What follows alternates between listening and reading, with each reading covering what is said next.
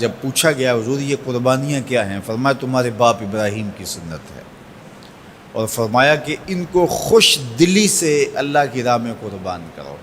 قیامت کے دن یہ اپنے بالوں کے ساتھ، اپنے سینگوں کے ساتھ اور اپنے کھروں کے ساتھ آئیں گے، اور یہ بھی ارشاد فرمایا کہ کل پل صراط پر یہ سواریاں بن کے تمہیں پل صراط سے پار لگائیں گے۔ اور جب قربانی کے لیے کوئی شخص جانور خوش دلی کے ساتھ رضائے الہی کے حصول کے لیے ذبح کرتا ہے تو اس جانور کا خون زمین پر گرنے سے قبل یہ عمل قبول کر لیا جاتا ہے۔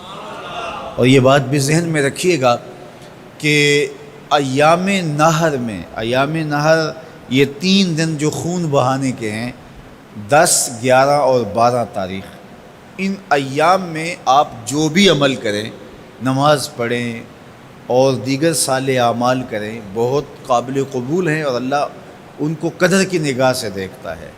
لیکن ان ایام میں جو سب سے زیادہ اللہ کو محبوب عمل ہے وہ راہ خدا میں خون بہانا ہے، قربانی پیش کرنا ہے۔ تو قربانی کا کوئی اور متبادل نہیں ہو سکتا۔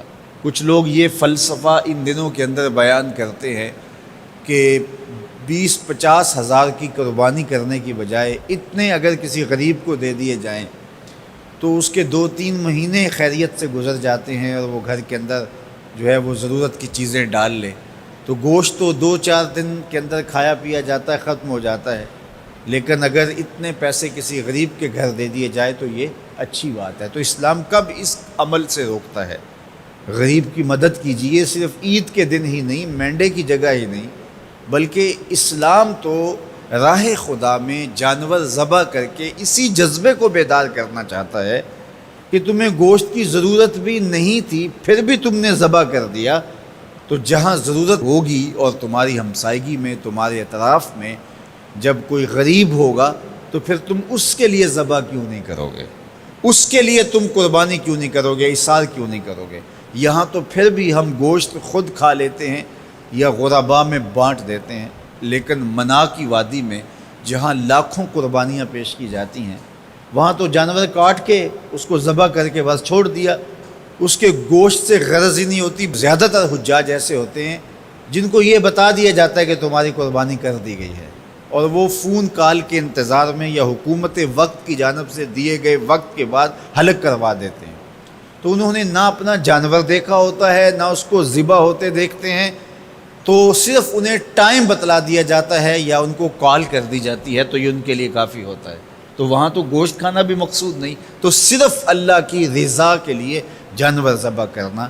تو جب رضائے الہی کے لیے جانور ذبح کرنے کا جذبہ پیدا کر کے تمہیں راہ خدا میں خرچ کرنے کی ترغیب دی جاتی ہے تو پھر تم پورا سال خرچ کرو گے، تمہارے لیے کوئی مشکل اور کوئی مشقت نہیں ہوگی۔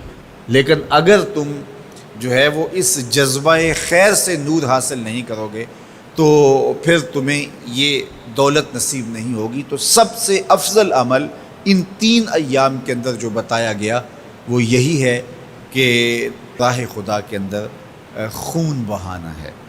اللہ کے محبوب علیہ الصلوۃ والسلام کی خدمت میں جو ہے وہ مینڈے لائے گئے جو چتکبرے تھے، اور حضور علیہ الصلوۃ والسلام نے اپنے مبارک ہاتھ سے ان کو ذبح کیا۔